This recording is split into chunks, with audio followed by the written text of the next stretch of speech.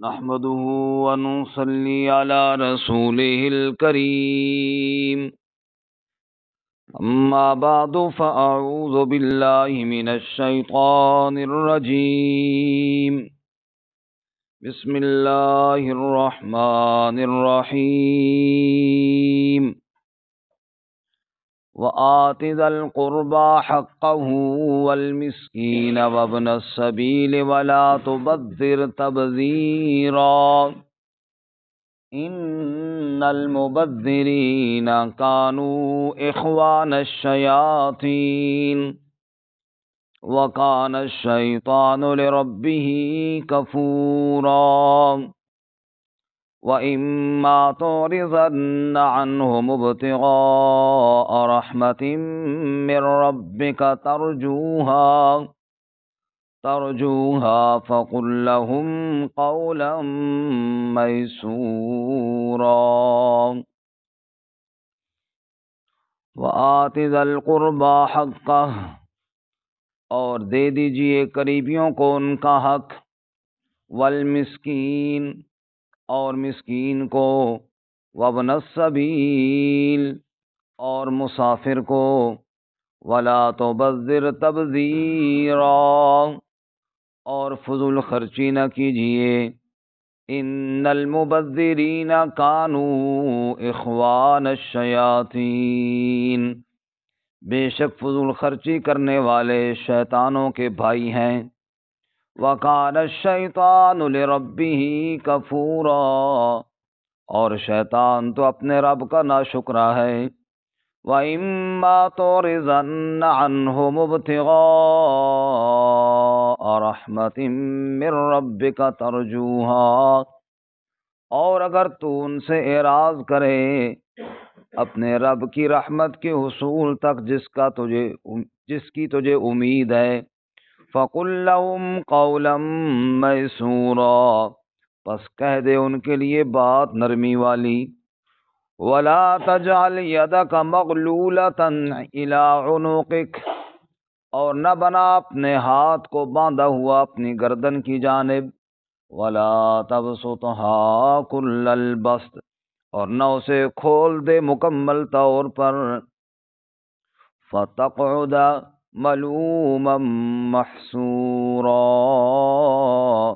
پس پھر تو بیٹھ جائے گا ملامت کیا ہوا حسرت کرنے والا ان ربک یبسط الرزق لمن یشاء ویقدر بے شک رب تیرا کشادہ کرتا ہے رزق جس کے لیے چاہتا ہے اور تنگ کر دیتا ہے انہو کان بعبادہ خبیرا بصیرا بے شک وہ اپنے بندوں کے ساتھ خبر رکھنے والا دیکھنے والا ہے سبحان ربک رب العزت عما یصفون سلام علی المرسلین والحمد للہ رب العالمین اللهم صل على محمد وعلى آل محمد كما صليت على إبراهيم وعلى آل إبراهيم إنك حميد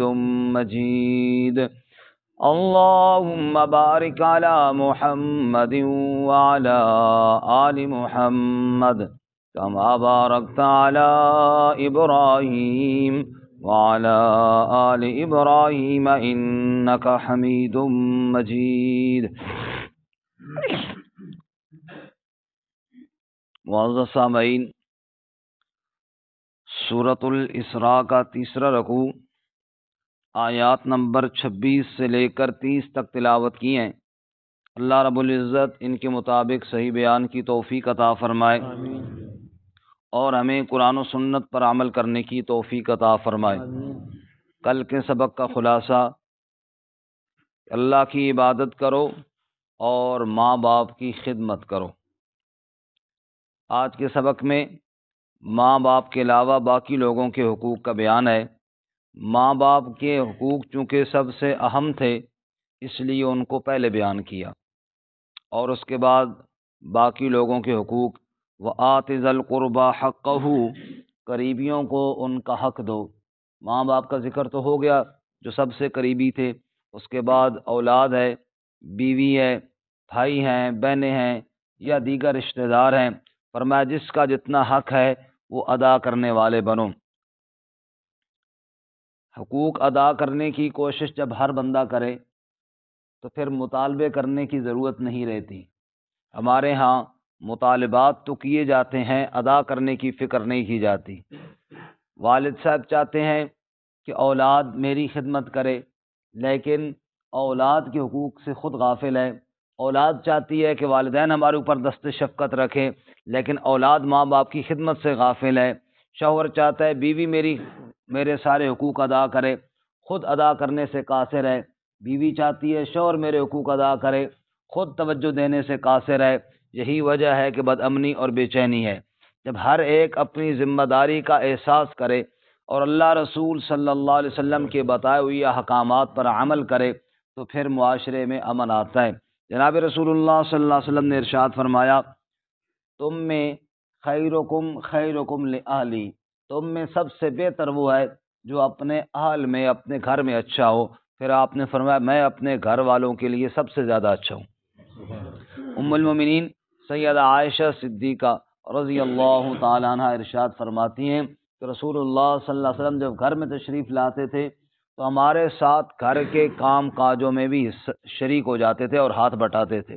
دو جہاں کے سردار ہیں، لیکن آپ صلی اللہ علیہ وسلم گھر کے کام کاج میں شرکت فرما کر امت کو سبق سکھا رہے ہیں کہ دوسروں کے حقوق کا خیال رکھا جائے۔ وَآتِ ذِی الْقُرْبَىٰ حَقَّهُ، قریبیوں کو ان کا حق دیجیے۔ صلہ رحمی یہ ایک بہت بڑی صفت ہے۔ اللہ فرماتے سورۃ النساء کی پہلی آیت میں، یا ایھا الناس اتقوا ربکم الذی خلقکم من نفس واحدہ، لوگوں اس ذات سے ڈرو جس نے تم سب کو ایک جان سے پیدا کیا، وخلق منها زوجها وبث منهما رجالا كثيرا ونساء، پھر اسی سے اللہ تعالیٰ نے اس کے جوڑے کو بنایا اور پھر مرد و عورت دنیا میں پھیلا دیے۔ اور اسی آیت میں فرماتے ہیں واتقوا اللہ الذی تساءلون به والارحام، اللہ سے ڈرو، خصوصاً رشتوں کے بارے میں اللہ سے ڈرو۔ ان اللہ کان علیکم رقیبا، بے شک اللہ تمہارے اوپر نگران ہے۔ رشتوں کے بارے میں، رشتہ داری اللہ تعالیٰ کی بہت بڑی نعمت ہے۔ انسان پر دنیا میں دو قسم کے حالات آتے ہیں، کبھی خوشی اور کبھی غم۔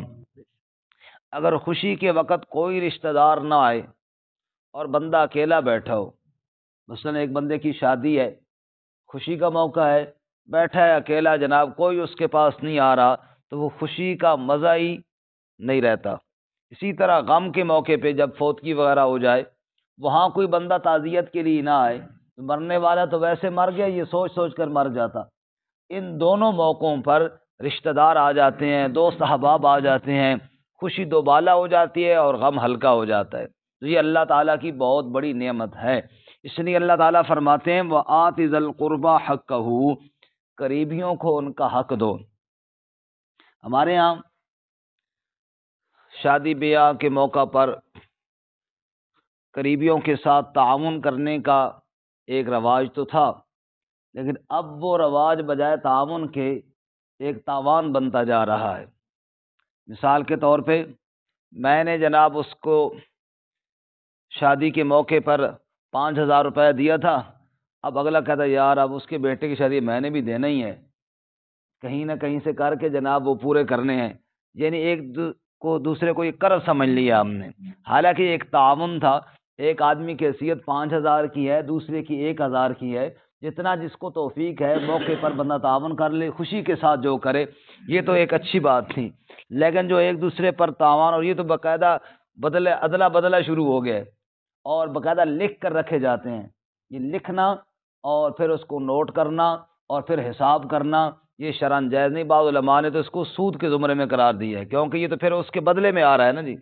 مثلا ایک آدمی نے 1,000 روپے دیا، دوسرے نے اگر 2,000 دے دیا تو یہ تو سود ہو گیا، اگر لکھ کے رکھا ہوا اور حساب کر کے بدلے میں دیا جا رہا ہے۔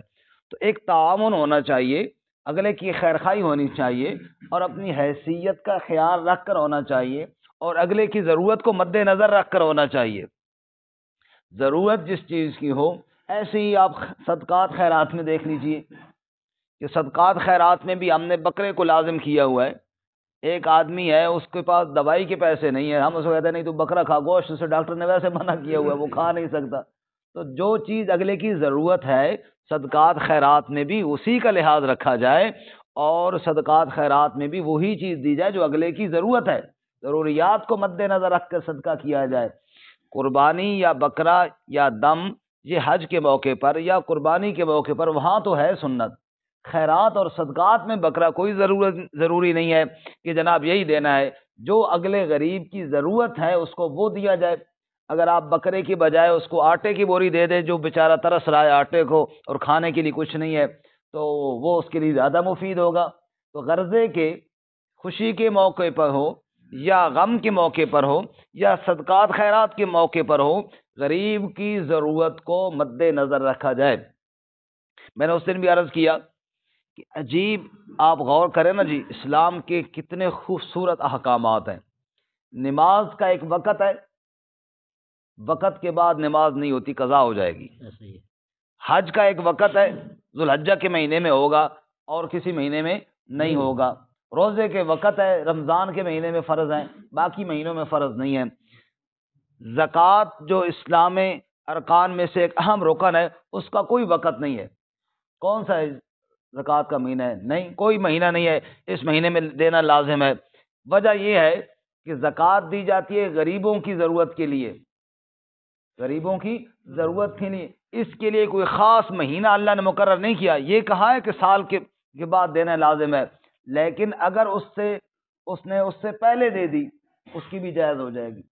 اگر اس مثال کے طور پہ میرے اوپر زکوٰۃ فرض ہے، میرے پاس آج ایک حقدار آ گیا جس کو اشد ضرورت ہے، تو میں ایسے کیوں کہوں گا یار 3 مہینے بعد آنا، 3 مہینے بعد جناب میرا سال پورا ہوگا پھر تجھے دوں گا، 3 مہینے میں وہ بیچارہ مار ہی جائے.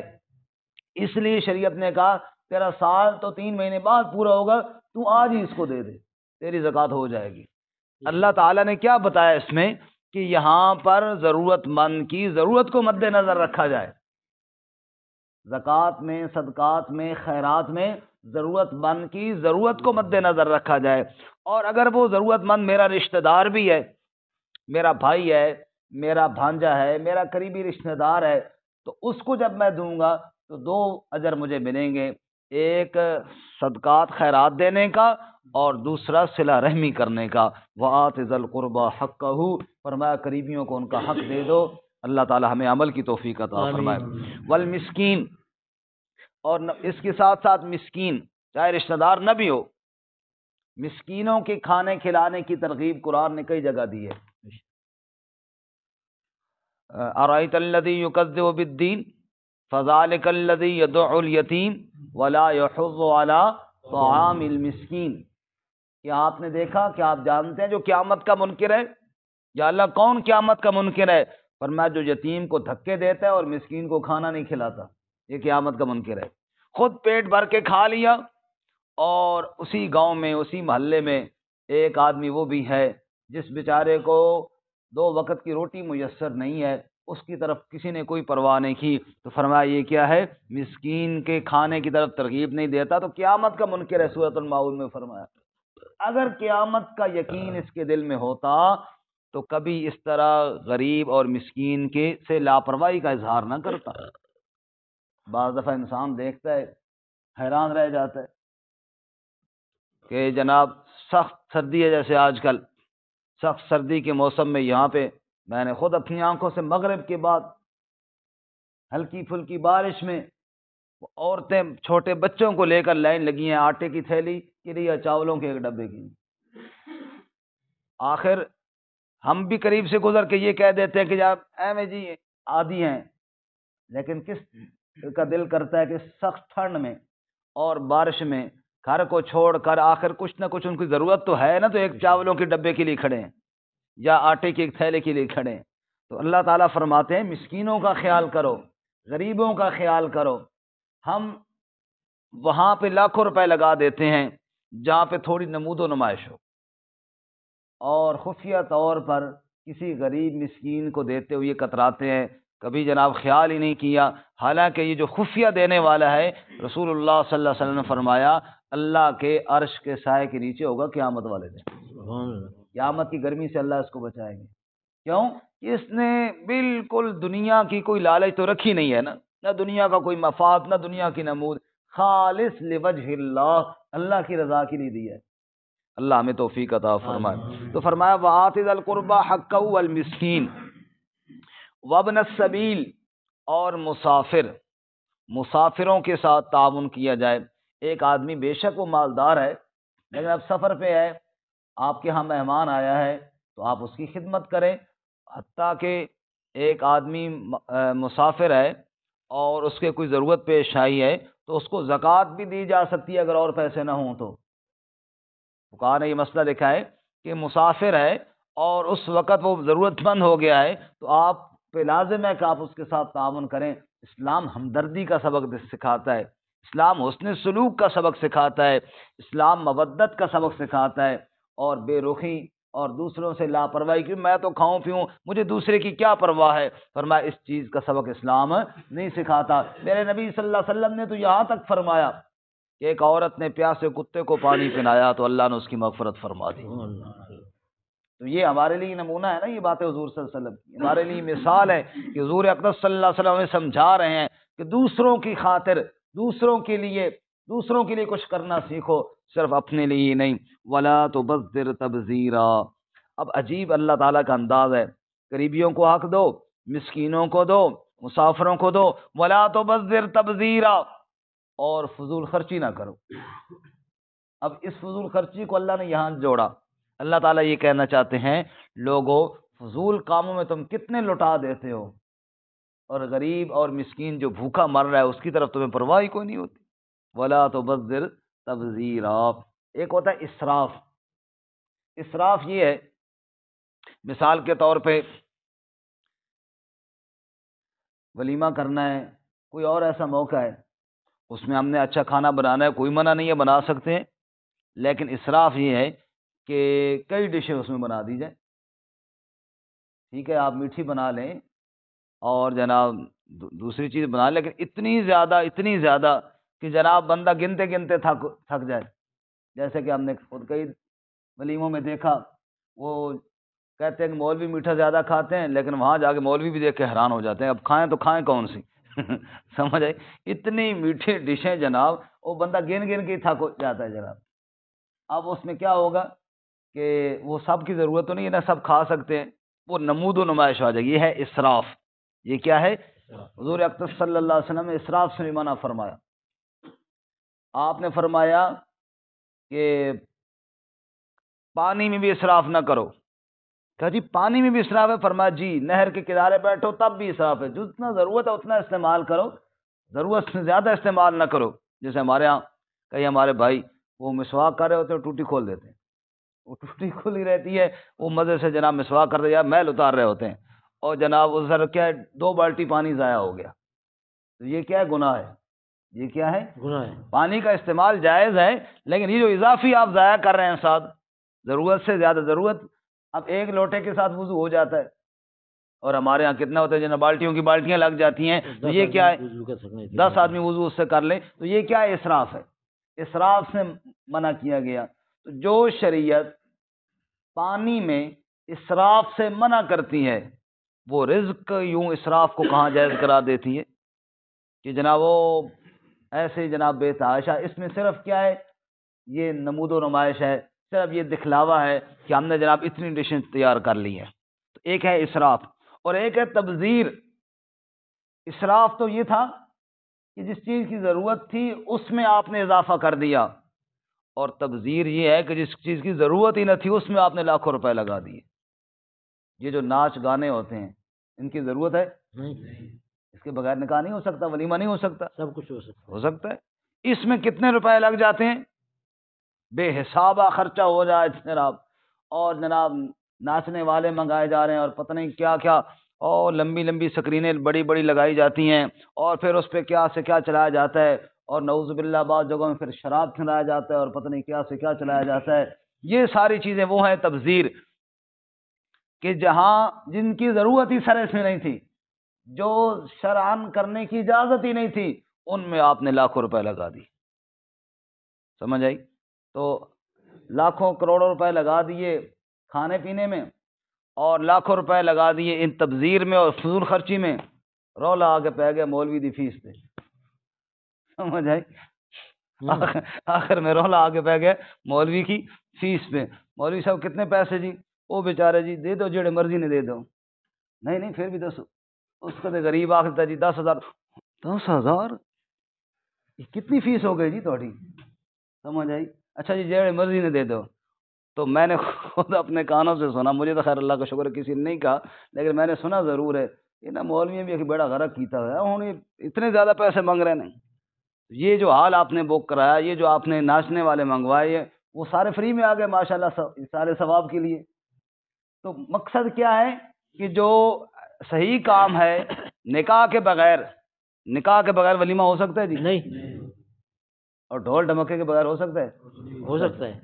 مسئلہ یہ ہے کہ وہاں پہ کوئی مسئلہ نہیں ہے، جس کے جو ضروری تھا وہاں پہ آ کے ہمیں ٹینشن بن گئی. تو کہنے کا مطلب یہ ہے کہ جہاں جن چیزوں پہ شریعت نے ایک پیسہ لگانے سے منع کیا ہے، وہاں پہ ہم لاکھوں روپے لگا دیتے. اصل مسئلہ یہ ہے کہ اللہ تعالیٰ کے ہاں ناراضگی ہے. اللہ کی کیا ہے؟ ناراضگی ہے. مسجد میں 100 روپیہ دیتے ہوئے بڑا نظر آتا ہے، غریب کو 100 روپیہ دیتے ہوئے بڑا نوٹ لگتا ہے. چن کے دیکھتے ہیں، اگر 10 روپے نہ ہو تو پھر نہیں دیتے. وہاں پہ دتھیوں کی دتھیاں لٹائی جاتی ہیں. ہزار کی دتھیاں بھی میں نے ایسے پھینکتے ہوئے دیکھا ناچنے والوں کے اوپر. جی 5,000 بھی دیتے ہیں. اچھا ماشاء اللہ، ہمیں کیا پتہ جی، دیکھا ہی نہیں ہے ہم تو. تو کہنے کہ بالکل ایسے ہی ہے. تو وہاں پہ کیا ہے، ایک نمود و نمائش ہوتی ہے جی، فلاں صاحب نے باشو اتنے لٹا دیے، اور یہاں پہ اگر دیا تو کوئی نمود و نمائش کوئی نہیں ہوتی. تو اللہ تعالیٰ ہمیں اخلاص نصیب فرمائے. تو کہنے کا مطلب یہ ہے کہ ایک ہے اسراف اور ایک ہے تبذیر. اسراف وہ ہے کہ جہاں پہ چیز کی ضرورت تو تھی، جائز تھا، لیکن اس میں آپ نے حد سے زیادہ آگے نکل گئے، وہ بھی ممانعت ہے. اور تبذیر وہ ہے کہ جہاں پر ایک کام کی ضرورت ہی نہیں تھی، جو شرعاً جائز ہی نہیں تھا، اس پہ آپ نے پیسہ لگا دیا، اور یہ جناب آپ نے زیادتی کر دی. اور آگے اس کا وبال کیا فرمایا؟ ان المبذرین کانوا اخوان الشیاطین. ان المبذرین کانوا اخوان الشیاطین. یہ جو فضول خرچیاں کرنے والے ہیں، مال کو یوں اڑانے والے ہیں، کانوا اخوان الشیاطین، یہ تو شیطانوں کے بھائی ہیں. یہ کیا ہیں؟ شیطانوں کے بھائی ہیں. وکان الشیطان لربہ کفورا. وہ لوگوں، شیطان تو رب کا بڑا ناشکرا تھا. تو تم بھی وہی ناشکری والے کام کر رہے ہو. اللہ نے مال دیا تو اس مال سے اللہ کا شکر ادا کرو نا. تم وہ کام کر رہے ہو جو اللہ تعالیٰ کے غضب کو دعوت دینے والے کام ہیں. تو فرمایا وکان الشیطان لربہ کفورا. شیطان تو اپنے رب کا بڑا ہی ناشکرا ہے. اگر آپ ایک اور آیت ذہن میں لے آئیں، وہ 7ویں پارے میں ہے.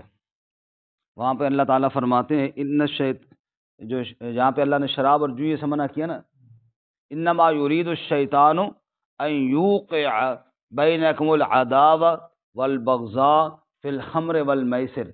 شیطان یہ چاہتا ہے شراب اور جوئے کے ذریعے تمہارے دلوں میں دشمنی پیدا کر دے، بغض پیدا کر دے، دشمنی پیدا کر دے. یہ بات سمجھ میں آئی سب کو جی؟ اب اس آیت میں دیکھنا، شراب اور جوئے میں کیا ہے؟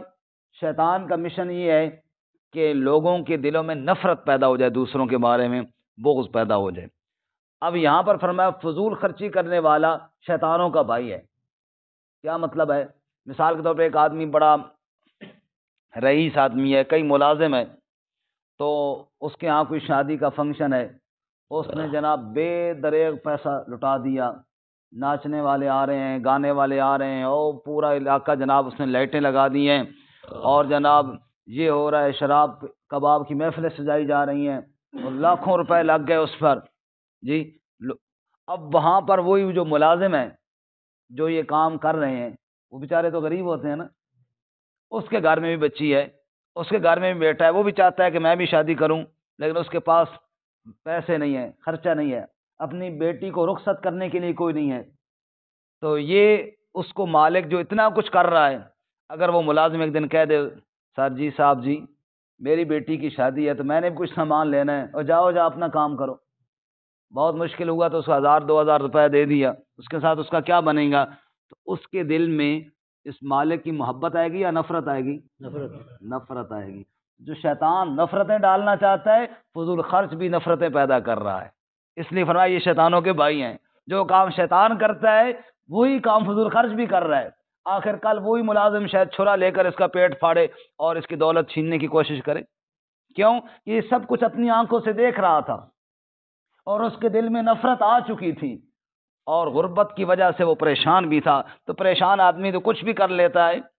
فرمایا شیخ سعدی رحمۃ اللہ علیہ نے بعض دفعہ بلی شیر کے اوپر حملہ کر دیتی ہے. کیوں؟ جب اسے اور راستہ کوئی نہیں نظر آتا. جب اسے اور راستہ کوئی نہیں نظر آتا تو شیر کی آنکھوں میں پنجہ مار دیتی ہے وہ بھی. تو فرمایا یہ حالات ہیں.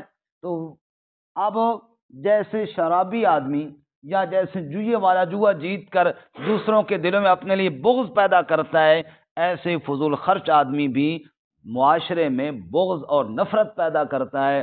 ایک آدمی اپنی بیٹی کے لیے سامان اتنا تیار کیا، ہمارے یہاں رواج ہے، آپ کے یہاں بھی ہوگا، کہ وہ باقاعدہ سجا کر رکھ دیا جاتا ہے دکھانے کے لیے. ایسا ہی کرتے ہیں. اور ہمارے علاقے میں تو عورتیں نا ایسے کپڑے کھول کھول کے دکھاتی ہیں، یہ فلانے کا سوٹ ہے، یہ فلانے کا ہے، اس طرح جناب وہ دکھاتے ہیں. اب یہ دکھانے کا کیا مقصد ہے؟ کوئی ثواب کا کام ہے؟ یہ تو صرف اس لیے ہے کہ لوگ دیکھیں جناب یہ ہے. اب اسی محلے میں یتیم بچی بھی ہوگی جس بیچاری کے پاس عید والے دن بھی نیا جوڑا پہننے کے لیے نہیں ہوگا، اور یہ اپنے جناب سینکڑوں سوٹ اس کو دکھا رہے ہیں اور دیگر سامان دکھا رہے ہیں. اس کے دل پر کیا ہوگا؟ محبت آئے گی یا نفرت آئے گی؟ نفرت آئے گی. اس لیے فرمایا ان المبذرین کانوا اخوان الشیاطین، یہ شیطانوں کے بھائی ہیں. جو کام شیطان کرتا تھا دلوں میں نفرتیں پیدا کرنے والا، وہ یہ دولت مند کر رہے ہیں جو اپنی دولت کا بے دریغ ناجائز کاموں میں استعمال کرتے ہیں. تو اللہ دولت دے تو اس کو جائز سمت میں استعمال کرنے کی صلاحیت بھی دے، ورنہ کیا ہے ایسی دولت جو اللہ تعالیٰ کے باغی بنائے، اللہ اس سے ہماری حفاظت فرمائے. آمین. تو فرمایا ان المبذرین کانوا اخوان الشیاطین وکان الشیطان لربہ غفورا، اور شیطان اپنے رب کا بڑا ناشکرا ہے. ایک آیت اور پڑھ لیتے ہیں، باقی کل پڑھیں گے انشاءاللہ. وَإِمَّا تُعْرِضَنَّ عَنْهُمُ ابْتِغَاءَ رَحْمَةٍ مِّن رَّبِّكَ تَرْجُوهَا. اوپر کہا نا رشتہ داروں کو حق دو، غریبوں مسکینوں سب کا خیال کرو. بعض دفعہ انسان کے حالات نہیں ہوتے، تعاون نہیں بھی کر سکتا، تو ضروری نہیں کہ حالات نہ بھی ہوں تو پھر بھی فرض ہی ہے. اور میں اگر تیری مجبوری ہے اور تو خود اللہ کی رحمت کا منتظر ہے کہ جناب میرا اپنا کوئی مسائل ہیں، کچھ مجھے خود پیسوں کی ضرورت ہے، اللہ کرے کہیں سے آ جائے، تو ادھر سے کوئی رشتہ دار بھی ضرورت مند آ گیا، تو فرمایا فَقُل لَّهُمْ قَوْلًا مَيْسُورًا، اس کے لیے نرم بات کر دے. یعنی یہ جھڑک نہیں اس کو، بلکہ نرمی سے اس کو سمجھا دے کہ میں ضرور تعاون کرتا، لیکن اب میں خود کسی پریشانی میں ہوں تو کوئی بات نہیں ہے.